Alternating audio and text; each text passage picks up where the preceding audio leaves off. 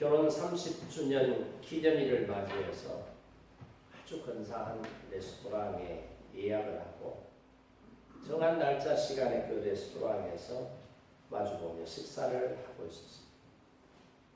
분위기가 아주 행복하게 무르익어갈 때 그 아내 되는 사람이 남편에게 질문을 합니다.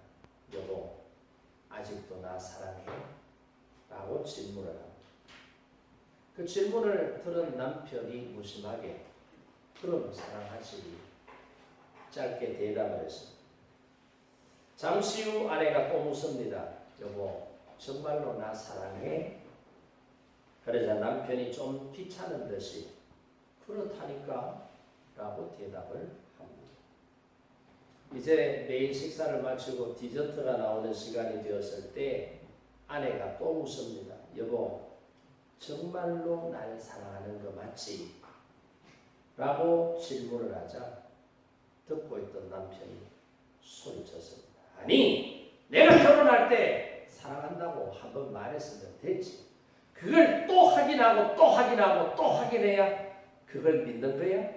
라면서 호함을 쳤습니다. 오늘 읽은 본문 말씀이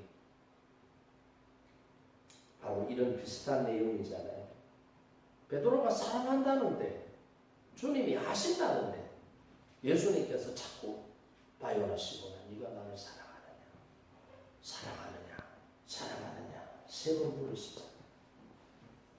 베드로의 입장에서 한번 보면 믿지 못해서 자꾸 확인하고 마치 자신을 취조하듯이 다루고 있는 그런 예수님에 대해서 못마땅하게 생각할 수도 있었을 거예요. 그런데 예수님께서 지금 네가 나를 사랑하느냐 이렇게 세 번 물으실 때에는 깊은 의미가 있습니다. 그게 뭘까요? 조금 전까지 베드로는 예수님을 세 번씩이나 부인하고 예수님을 배신하고 예수님을 버리고 혼자 살겠다고 도망쳤던 사람. 이런 베드로의 마음속에 부활하신 예수님께서 나타나셔서 지금 세 번째 갈릴리 호수로 귀향에서 고기를 잡고 있는 베드로의 모습을 보면 말로 표현하지는 않았지만 베드로의 마음속에는 밤이 덩어리같이 자신을 짓누르고 있는 스승인 예수님을 배신하고 끝까지 함께하지 못했다는 자책감 때문에 괴로워하고 있는 그 베드로에게 예수님께서 네가 나를 사랑하니? 네가 나를 사랑하니? 사랑해라고 세 번씩 이렇게 물으신 것은 베드로 속에 남아있는 그런 배신에 대한 자책감을 깨끗하게 치유하시고 회복시켜 주시기 위한 예수님의 의도가 깔려있다는 사실을 우리가 알아야 합니다. 그리고 또 하나는 뭐예요? 그런 베드로를 통해서 주님께서 사명을 부여하시더라. 그 사명을 붙잡고 믿음으로 살아갈 수 있는 제자의 길을 걸어가시도록 베드로를 일깨워 주시는 장면이 바로 요한복음 21장 마지막 부분에 해당되는 오늘 본문의 말씀입니다. 그래서 오늘 본문 말씀을 통해서 우리도 신앙생활 잘해야지, 예수님만 바라보고 살아야지, 믿음으로 살아야지, 그런 마음을 갖고 다짐을 하고 결단을 하고 기도를 하지만 어느 순간에 나의 의지와 기도와는 멀리 떨어져 있는 마치 베드로처럼 예수님을 부인하고 배신하고 나 혼자 살겠다고 살 길을 찾아나 오늘 저와 여러분의 모습이 아닌지 오늘 이 본문 말씀을 통해서 다시 한 번 더 묵상해 보면서 이 말씀이 오늘 우리에게 주시는 영적인 교훈이 무엇인지 다시 한번 찾아보는 그런 시간이 되기를 바랍니다. 먼저 15절에서 17절 말씀에 보면 요한의 아들 시몬아 네가 이 사람들보다 나를 더 사랑하느냐 내 양을 먹이라 그렇게 말씀하고 있잖아요. 지금 예수님께서는 실패한 베드로를 나무래거나 따지지 않습니다. 꾸짖지 않습니다. 왜 그래서? 왜 그때 나를 모른다고 딱 잡아떼서? 왜 나를 가까이에서 수행하지 않고 왜 멀찍이 떨어져서 왜 나를 따라와서? 무엇 때문에 그래서? 이렇게 따지고 베드로의 연약함을 꾸짖지 아니하시고 지금 뭘로 묻고 계세요? 네가 나를 사랑하니? 사랑으로 묻고 있다. 사역을 함에 있어서 결과나 실적이 아니라 실력이 아니라 지식이 아니라 주님을 향한 사랑이 얼마나 크냐, 얼마나 간절하냐, 그 사랑이 너의 사역 가운데, 너의 신앙생활 가운데, 너의 인생 가운데 있느냐라고 예수님께서 질문하십니다. 예수님께서 한 번도 아니고 이렇게 3번씩이나 같은 내용의 질문을 하신 이유가 뭐예요? 베드로가 대제사장의 뜰에서 예수님을 모른다라고 3번씩 부인했던 것처럼 예수님께서는 지금 베드로가 자기 자신을 자책하는 그런 상황 속에 놓여있는 이 베드로가 예수님의 질문을 받을 때마다 과거를 해석하고 이제는 다시는 그렇게 어떤 상황 속에서도 내가 주님을 부정하거나 모른다고 부인하지 않는 그런 삶을 살아갈 수 있도록 베드로 속에 있는 죄책감을 깨끗하게 지금 씻어내고 있는 작업을 주님께서 하고 있다는 것을 우리가 알아야 돼요. 그러면서 내 양을 먹이라. 이 말은 뭐예요? 주님을 사랑하는 마음이 확인되었다면 이제 그 사랑의 마음으로 주님께서 맡겨주신 양떼를 돌보는 헌신자의 삶을 살아라. 그래서 사명은 의무가 아니라 사명은 사랑이다. 이것을 우리에게 강조하시면서 말씀해 주고 있다. 이 말입니다.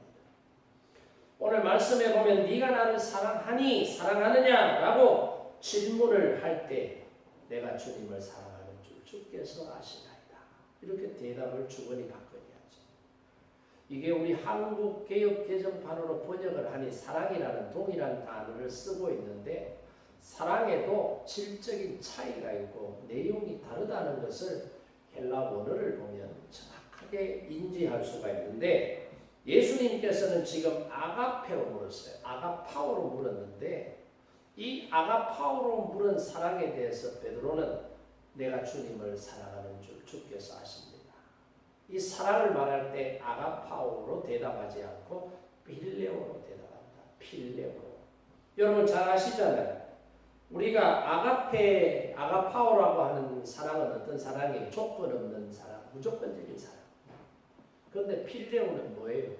우정, 친구지간에서 생겨나는 그런 우정의 형태를 가진 사랑을 필레오다. 그렇게 말하고 있다는 것을 알고 있잖아요.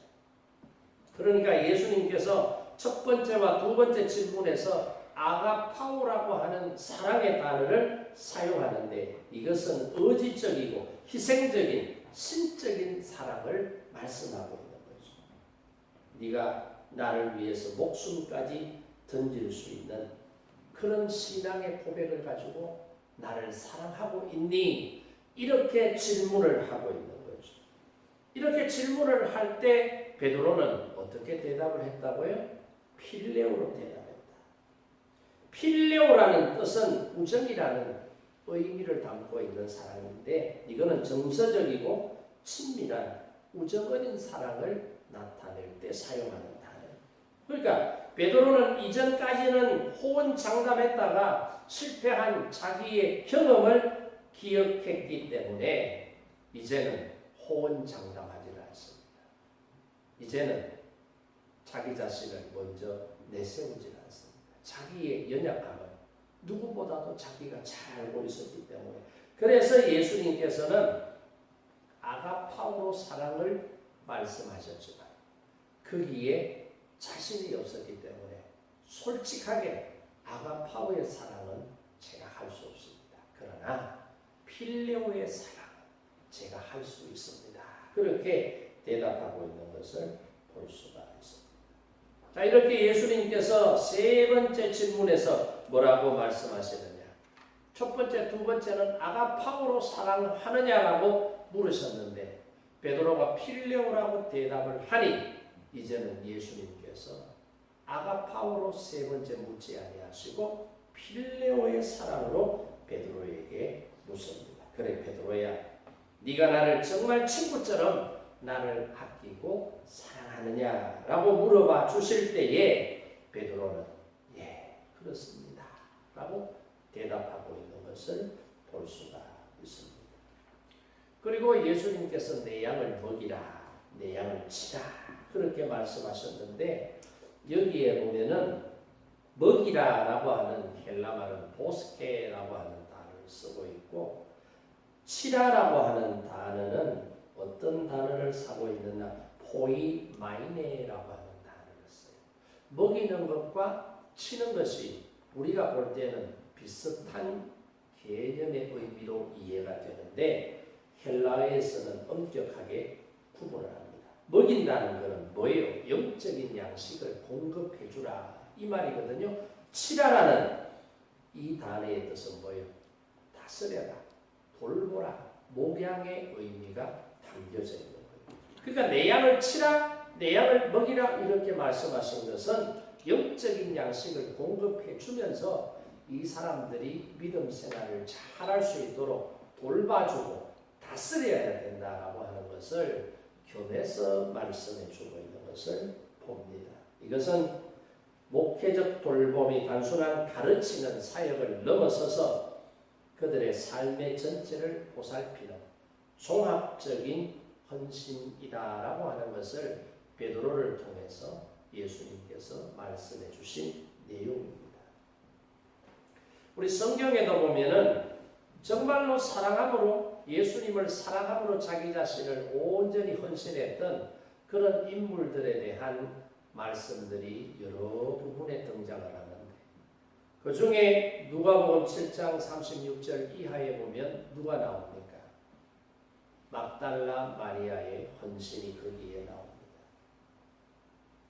이 나병 환자였던 그러면서 바리새파 사람이었던 무두장의 시몬이라고 하는 사람이 이 마리아와 마르다와 그리고 나사로라고 하는 삼남매가 살고 있는 동네에 같이 살고 있었던 것 같습니다.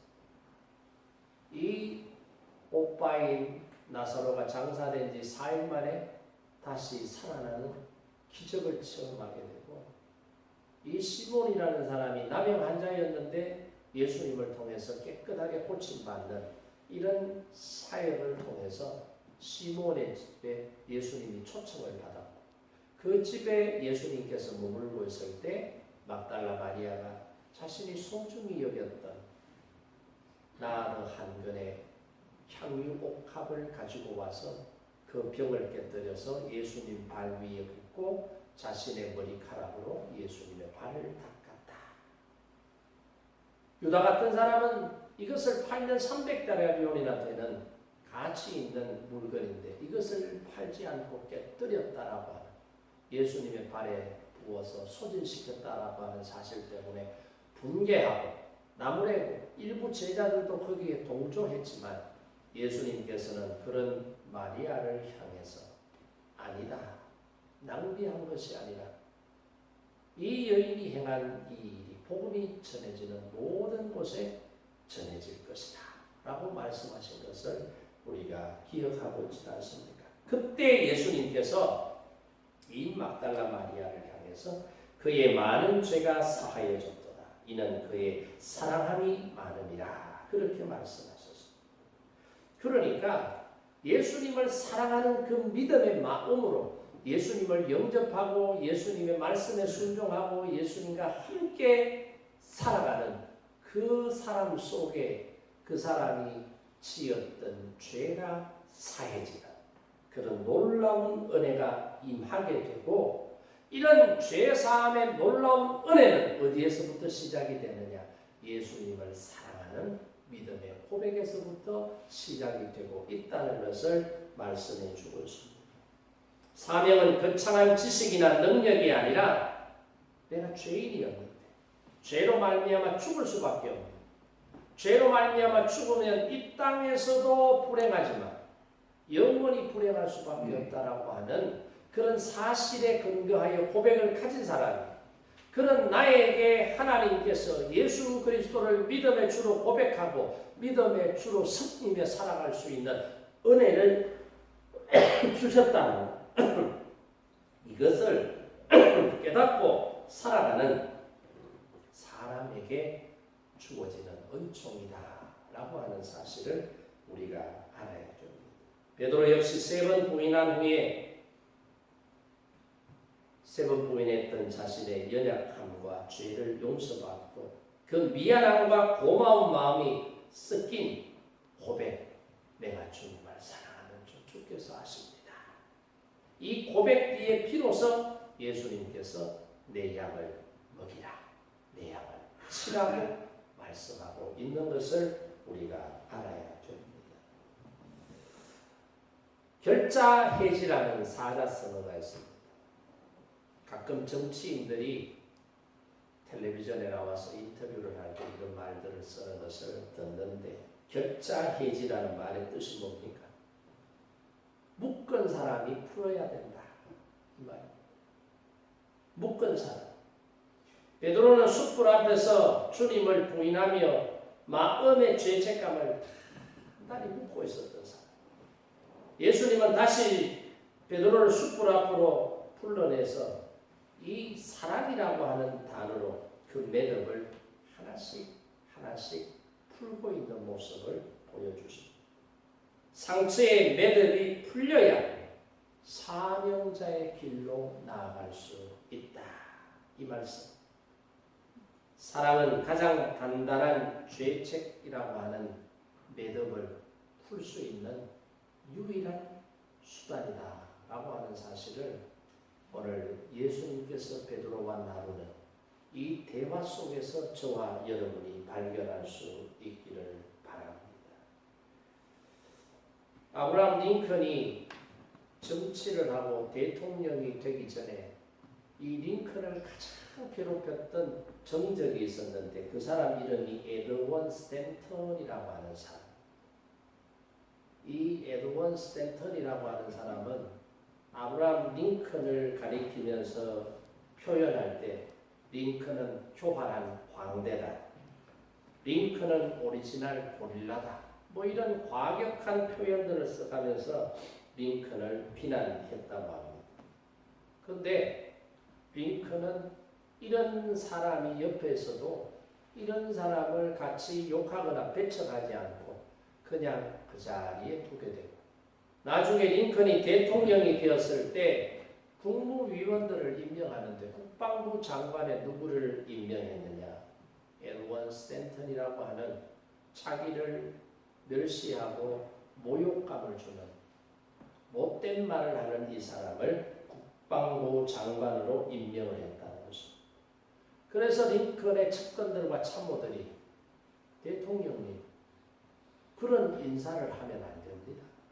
힘들고 어려울수록 대통령의 정치 철학을 함께 공유하고 지지해 줄 수 있는 사람을 장관으로, 국무위원으로 임명을 해야 되지, 평소에 비판하고 모욕감을 주는 말을 수시로 던지고 반대했던 정치적 정적을 국방부 장관으로 임명하는 것은 바르지 못합니다. 그렇게 말을 하니까 링컨이 그 말을 듣고 대답하기를, 그가 나를 비난하는 것은 사실이지만 그는 이 나라를 사랑하고 이 나라를 이끌어갈 수 있는 능력 있는 사람 중에 한 사람입니다.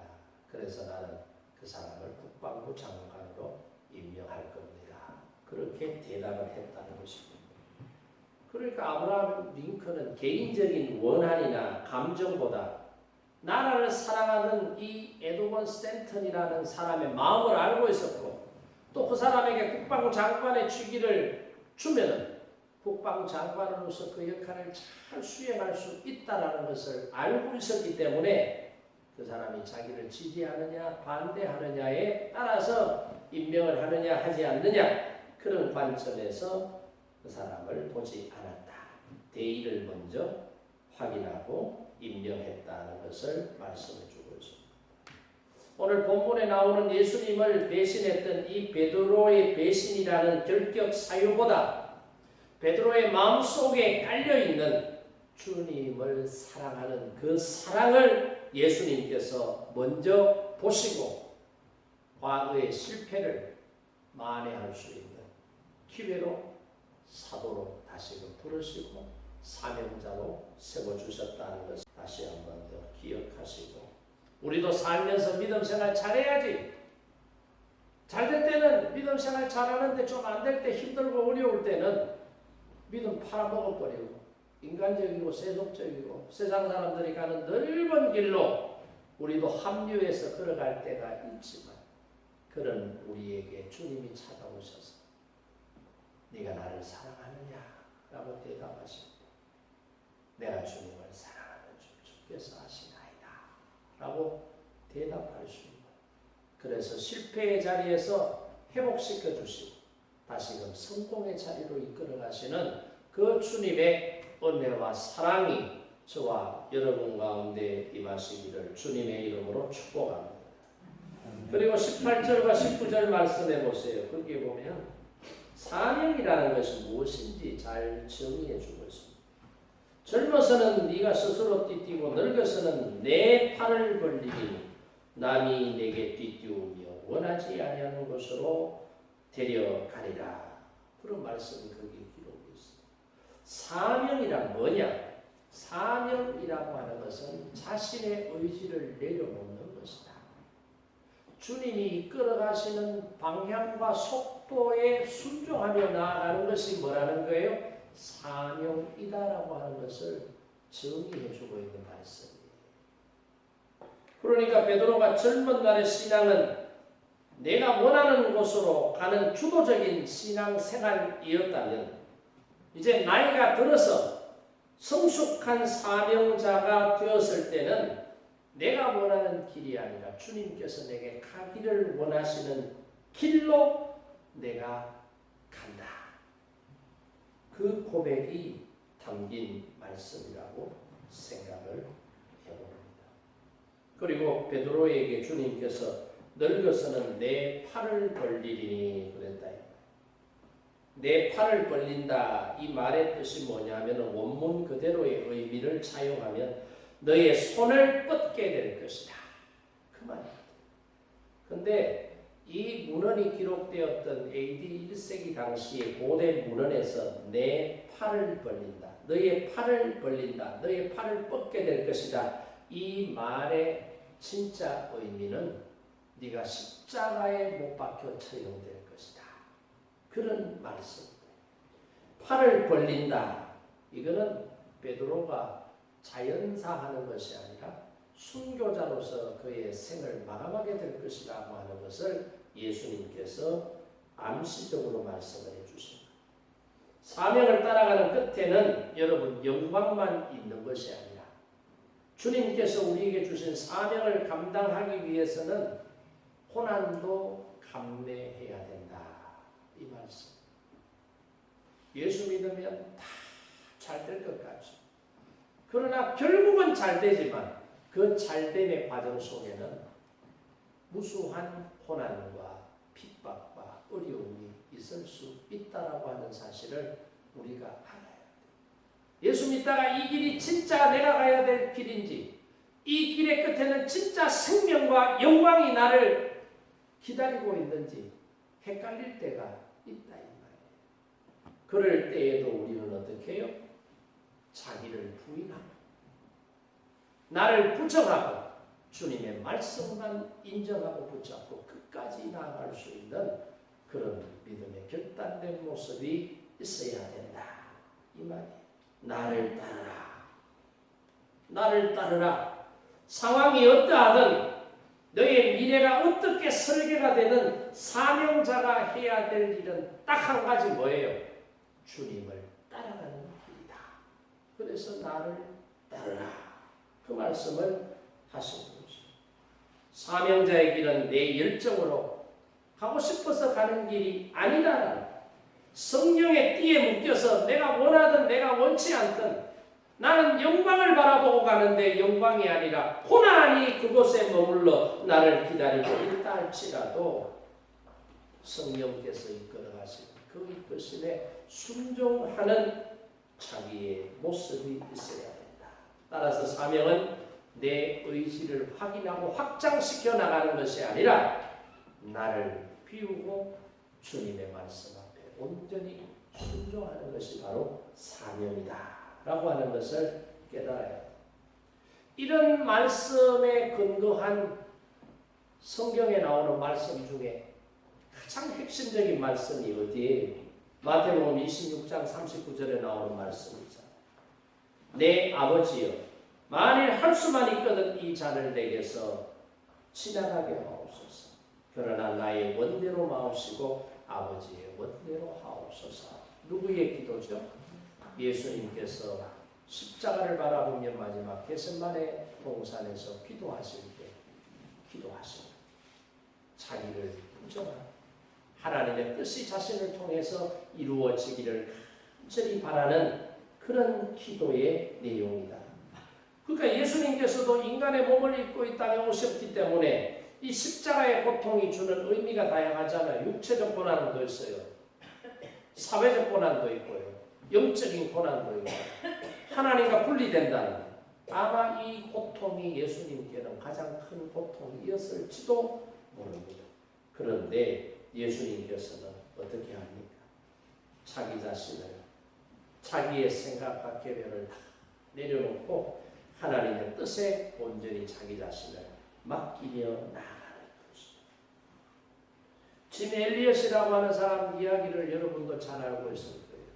1956년도에 짐 엘리엇이 대학을 졸업하는데 이 사람이 4년 동안 대학을 다녔는데 공부를 잘했던 사람. 그래서 엘리엇이 기독교 신앙인으로서 학업 성적도 뛰어나고 성품도 좋고 생활도 반듯하게 하는 앞으로 엘리엇은 큰 사람이 될 거야. 훌륭한 사람이 될 거야. 업적을 남길 수 있는 자질을 갖춘 미래 세대의 훌륭한 지도자야. 이렇게 사람들이 평가하고 그를 바라보면서 그렇게 기대하고 있었는데 이 엘리엇은 어떻게 합니까? 많은 사람들이 예상했던 보편적인 사람들이 가는 넓은 길로 가지 않고 저 에콰도르에 있는 아우카 부족들이 살고 있는 정글 속으로 선교하기 위해서 자기 자신을 던지게 됩니다. 많은 사람들이 만류를 하지만 그 만류에도 불구하고 자는 선교사로서 사역에 최선을 다하게 됩니다. 그러면서 자기를 만류하는 주변 사람들, 아끼는 사람들에 대해서 자기 자신의 일기장에 적어놓기를 영원한 것을 얻기 위해서 영원하지 못한 것을 버리는 것은 결코 어리석은 행동이 아니다. 이 말은 반대로 뒤집으면 어떻게 됩니까? 영원한 것을 얻기 위해서 영원하지 못하는 것을 버리는 것은 현명한 결정이다 라고 하는 것을 말씀해 줍니다. 여러분에게 있어서 영원한 보화는 어디에서? 여러분의 인생에 있어서 가장 값진 것이 무엇이라고 생각을 합니까? 어제 아래 1박 2일 동안 목사님, 장로님 수양회가 있어서 같이 갔는데 새벽 기도 시간에 장로님이 새벽 기도를 인도하셨는데 노회장이시고 해서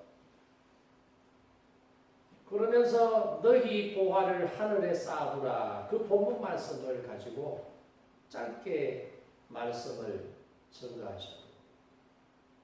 여러분의 보화는 무엇입니까? 라고 물었어요. 오늘 이 예배에 참석하신 여러분의 보화는 뭐예요? 여러분이 가장 소중히 여기고 가장 아끼고 가장 귀한 것 그게 뭐예요? 그래서 이 분은 두 가지로 해석을 해내더라고요. 하나는 물질이고 하나는 시간이다. 내 삶의 물질을 무엇을 위해서 모으느냐? 물질이 내 인생에 무엇을 위해서 사용되고 있느냐? 내게 주어진 시간은 모든 사람에게 똑같이 24시간. 물론 태어나고 죽는 사는 기간은 각기 다르지만 태어나면 반드시 죽음이라고 하는 마지막 시간이 있는데 그 과정 속에서 내가 사용하는 시간이 무엇을 위해서 사용하고 있느냐? 여기에 대한 질문을 던졌는데 이런 새벽에 그 말씀을 들으니 내 보화는 무엇일까? 나름 깊이 묵상을 하는 시간을 가졌습니다. 내 보화가 무엇이냐? 영원한 것을 얻기 위해서 영원하지 못한 가치 없는 것을 가치 없는 것으로 인정할 수 있는 게 지혜로운 사람 아닐까요? 종과 동록이 해하지 못하는 도둑이 도둑질 해가지 못하는 그곳에 내 보화를 내 보물을 쌓아두는 사람이 지혜로운 사람 아닐까요? 내게 주신 시간을 가장 의미 있고 가치 있는 일에 사용하는 것이 지혜로운 사람 아닐까요? 우리는 어떻게 사는 겁니까? 교회 나와서 그냥 앉아 있으면 내 보화를 하늘에 쌓아두고 사람처럼 살고 있는 사람처럼 그렇게 위로받는 거예요? 그러면 안 돼요. 이용규 선교사의 책들이 여러 번 나왔습니다만은 제일 대표적인 책이 내려놓음이라고 하는 책이죠. 이 사람도 하버드 대학에서 공부를 한 사람이고 학위를 포기하고 몽골이라고 하는 선교 불모지의 선교사로 떠났던 사람이죠. 자신이 글로 썼던 베스트셀러 내려놓음이라고 하는 내용처럼 복음을 위해서 자기 인생의 미래 꿈을 내려놓는 결단을 한 것 같습니다. 보장된 미래, 학자로서의 영광, 영예라고 하는 띠를 스스로 띠는 대신에 주님이 이끌어 가시는 광야, 저 몽골로 주님의 손에 띠에 묶여서 이끌려가는 그런 자신의 모습을 저는 결단했다라고 생각을 합니다. 내가 쥐고 있을 때에는 내 능력만큼 내가 살았지만 다 내려놓고 주님께서 띄우시고 하나님의 뜻에 순종하며 살아가고자 할 때는 하나님의 능력만큼 내가 살아갈 수 있다라고 하는 사실을 여러분이 깨닫기를 바랍니다. 그래서 예수님께서 베드로에게 이 말씀을 하셨다. 베드로에게만 이 말씀을 하신 것이 아니라 성경의 기록으로 기록되게 하셔서 오늘을 살아가고 있는 저와 여러분에게도 의미 있고 가치 있는 삶이 무엇인지 분명하게 깨닫고 내가 만든 띠를 붙잡고 살아가는 것이 아니라 주님께서 내 인생에 메워주신 그 띠에 이끌려서 살아가는 것이 성공적인 인생이요 의미 있고 가치 있는 인생이라고 하는 사실을 우리가 깨달아야 되는 거죠. 그래서 내가 하고 싶은 일, 내게 유익한 것이라고 하는 기준에서 우리가 벗어나야 진짜 사명자로서 살아갈 수 있다. 내가 원하는 것이 아니라 주님이 원하시는 것이 무엇이냐? 주님이 어떻게 나를 이끌어 가시기를 원하시느냐? 이것이 우리 생각의 주어로 바뀔 때 우리는 우리 삶의 자리가 어디에서든지 주님의 뜻대로 살아가는 성공적인 인생이 될 수 있다라고 하는 사실을 알아야 됩니다. 원하지 않는 곳에도 하나님의 타이밍이 있다. 우리는 늘 편하고 늘 익숙하고 늘 안전하고 늘 성공적인 것으로만 가려고 합니다만은 베드로는 거룩한 순교가 자신을 기다리고 있다는 사실을 알면서 로마 순교를 위해서 로마에 들어갔듯이 이 베드로의 순교가 이 로마 교회의 기초가 되었듯이 우리가 기꺼이 원치 않는 불편한 순종을 선택할 때 하나님의 위대한 역사가 시작된다라고 하는 사실을 기억하십시오. 불편한 순종. 이 말의 의미는 내가 하기 싫은데 그럼에도 불구하고 성령께서 나를 이끌어 가실 때 억지로라도 순종하게 될 때에 베드로에게 하나님께서 얼마나 크고 놀라운 은혜와 영광을 허락해 주셨는지 우리는 다시 한 번 더 생각을 해보게 됩니다. 믿음 생활하면서 내 마음대로, 내 생각대로, 내 유익을 쫓아서 내 형편에 따라 순종하며 달려가는 사역자가 아니라 주님 뜻대로 하시옵소서. 주님 마음대로 쓰임받기를 원합니다. 이 말은 뭐예요? 나를 내려놓고 주님의 뜻에 나를 맡긴다라는 그런 의미가 아니겠습니까?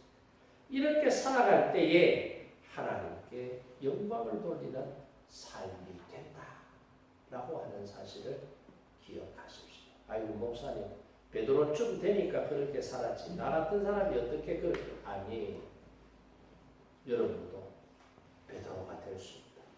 베드로보다 더 뛰어난 사역자로서 주님의 마음을 기쁘게 해드리는 사명자가 될 수 있다는 것을 예수님께서 우리에게 말씀해 주고 있음을 오늘 말씀을 통해서 다시 한 번 더 기억하시고 신앙생활 바르게 잘해서 하나님께서 인정해 주시는 우리를 위하여 십자가를 지시고 죽으신 예수님의 죽음의 의미가 가치 없는 죽음이 아니라 의미 있고 가치 있는 죽음이 되도록 하는 것은 저와 여러분이 어떤 믿음의 모양을 가지고 살아가느냐에 따라 달라지게 된다는 사실을 깨닫기를 원합니다. 그리고 마지막 20절에서 23절 말씀에 보면은 베드로가 좋습니다. 예수님, 나는 내 팔을 벌리고 숨겨 죽는다라고 치고 그러면 요 옆에 있는 요한은 어떻게 되겠습니까? 라고 질문을 하는 거죠. 20절에서 23절에 보면은 그 내용이 기록이 되어 있는데 베드로가 이런 생각을 가지고 조금 자기는 손해보는 것 같잖아요. 자기는 순교해야 되고 힘들고 어려운 길을 걸어가야 됩니다. 그럼 똑같은 제자인 저 요한은 어떻게 될지 예수님께서 말씀 좀 해주세요. 그러니까 예수님께서 그 질문을 받고 베드로에게 뭐라고 말씀하십니까? 그 사람이 사는 인생이 니하고 무슨 상관이 있느냐? 그렇게 말씀하시고 너는 나를 따르거라. 그렇게 대답을 주신 내용이 있는 것을 볼 수가 있습니다. 그러니까 이 내용은 뭐예요? 베드로는 예수님께서 지금 중요한 말씀을 나누시고 회복시켜 주셔서 새로운 중요한 사명을 주셨음에도 불구하고 자기 자신의 사명은 보지 않고 지금 옆에 사람의 사명을 보는 거예요. 요한은 어떻게 되는 거예요? 이게 우리의 고질적인 병이에요. 자꾸 뭐하고 있다는 거예요? 나는 모르게 비교하고 있는 거예요. 저 사람은 자꾸 비교의식을 가지고 비교하고 있는 거예요. 이게 문제다라고 예수님께서 책망하시는 거예요. 그 사람이 어떻게 되든 그게 너하고 무슨 상관이 있느냐? 예수님께서 그 말을 하셨잖아요. 예수님은 남의 인생에 너 참견하지 말고 하나님께서 너희에게 맡겨주신 사명에 너는 지금 뭐 하라는 거예요? 집중하라는 거예요. 자꾸 옆 사람인데 감나라 배나라 참견하지 말고 네가 해야 될 일이나 잘하라. 집중해서 그 말씀을 예수님께서 말씀하고 있습니다. 예수님은 남의 인생에 참견하지 말고 하나님께서 너에게 주신 사명, 그 사명을 잘 감당하는데 최선을 다해야 된다. 그런 사람이 하나님으로부터 인정받는 신앙인이고 그런 신앙인이 믿음의 길을 끝까지 달려갈 수 있는 완주하는 사람이 될 수 있다는 것을 말씀해 주고 있습니다. 그러니까 성경에도 보세요. 포도원 품꾼 비유에서 어떤 사람은 아침 9시에 와요. 10시에도 오고 11시에도 오고 12시에도 오고 근데 어떤 사람은 오후 5시 6시 되면 땡 하고 이제 돈 주고 하루 일이 끝나는 시점에 온 거예요. 이른 아침부터 온 품꾼들은 뒤에서 온 품꾼들이 돈 받아가는 것을 보니까 기대를 잔뜩 했잖아요. 1시간밖에 일한 사람도 한 데나리온을 주니까 우리는 8배, 7배 일 많이 했으니까 오늘 우리는 많이 받겠구나 그런 기대를 했는데 그 주인의 대답이 뭐예요? 모든 사람들에게 한 데나리온씩 똑같이 주는 거예요. 계약할 때 그렇게 계약했다는 거예요. 돈을 주는 사람은 나고요. 내 돈 가지고 내가 약속한 대로 지급하는데 네가 왜 참견하느냐 그 말씀이에요. 내 것을 가지고 내 뜻대로 사용하는 것인데 내가 악한 사람도 아니고 내가 선한 사람인데 뭐가 문제냐 이 말씀이에요. 나는 순교하는데 요한은 어떻게 될 것이냐 라고 베드로가 질문했을 때 각자에게 주시는 은혜와 사명의 내용과 분량이 다르고 그 사명과 내용의 분량이 다른 것은 내가 이래라 저래라 할 것이 아니라 하나님의 절대 주권에 속해 있는 것이다 라고 하는 것을 말씀해 주고 있는 것을 보게 됩니다. 그래서 여러분 우리에게 주신 사명이 무엇인지 그 사명을 잘 알고 그 사명에 최선을 다하며 살아가는 사람이 하나님께서 사랑하시는 사람이다 라고 하는 사실을 저와 여러분이 깨닫기를 원합니다. 그래서 오늘 말씀을 정리해보면 실패한 제자를 찾아오신 예수님께서 그 제자들에게 다시 주신 사명이 무엇냐? 사랑입니다. 사랑의 언어로 자책감에 죄책감에 짓눌려 있는 그들을 다시금 회복시켜 주시더라. 이 말씀. 예수님께서 우리에게 약 나왔니? 너 부동산이 얼마야? 동산이 얼마야? 너 회사 어디 다녀? 건강하냐 안 하냐? 이것이 아니냐? 아니라 예수님께서 우리에게 물으시는 하나의 물음은 뭐예요? 네가 나를 사랑하느냐? 네가 나를 사랑할 수 있느냐? 이 물음이라고 하는 사실을 알아야 되고 두 번째는 뭐예요? 나의 자아를 내려놓고 주님의 말씀에 온전히 순종할 수 있어야 된다. 나를 따르라. 이 따를 수 있는 조건이 내가 생각하는 조건에 부합되지 않더라. 주님 말씀이니 순종하겠습니다. 라고 하는 이 믿음을 견지하는 사람이 사명자로 살아갈 수 있다는 것이고 마지막 세 번째가 뭐였어요? 비교하지 마라. 내 길은 내 길이 있고 저 사람의 길은 저 사람의 길이 있다. 이것은 하나님께서 내게 부여해 주신 사명이다 라고 하는 사실을 다시 한번 오늘 이 본문 말씀을 통해서 깨닫고 이 말씀에 부합되는 사명자로 살아가는 은혜가 저와 여러분 가운데 있기를 주님의 이름으로 축복합니다. 우리 오늘 이 말씀